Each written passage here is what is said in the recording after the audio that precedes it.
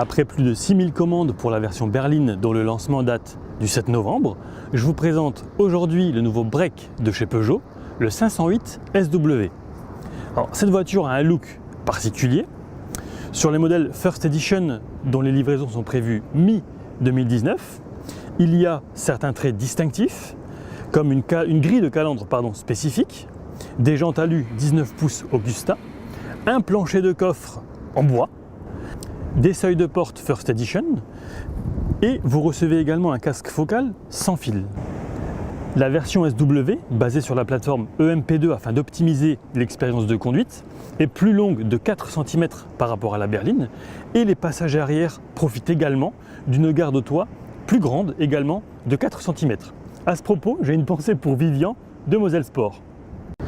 Au chapitre motorisation, il y a deux essences 1,6 litre 180 et 225 en boîte automatique et 3 diesels de 130, 160 et 180 chevaux, le 130 étant le seul à être proposé également en boîte de vitesse manuelle à 6 rapports.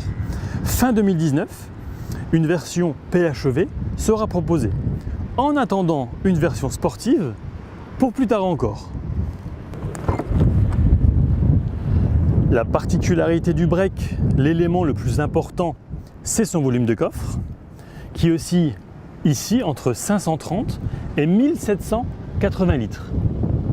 On a même de quoi rentrer une planche de surf, un sac de golf, voire les deux.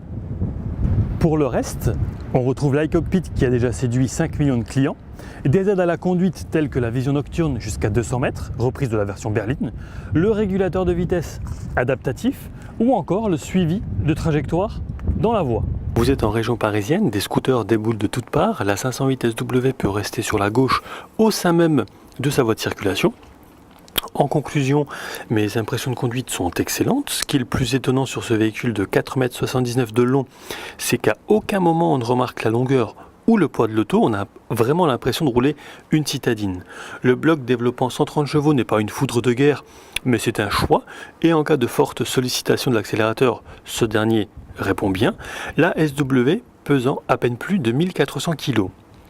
J'ai voulu essayer quelque chose qui devrait conquérir une très large partie de clients, avec un look d'enfer ou encore des normes WLTP respectées, sans oublier un équipement quasi complet. On pourrait peut-être lui reprocher son prix en First Edition qui tutoie les 50 000 €. Il ne me reste plus qu'à remercier la team Peugeot, Aurélie, Martine pour l'accueil ou encore Flo, Céline et JM. Vous retrouverez cet essai sur l'application, le site internet, YouTube et la télé Rive 54. Quant à nous, on se retrouve très vite pour un prochain essai. À bientôt!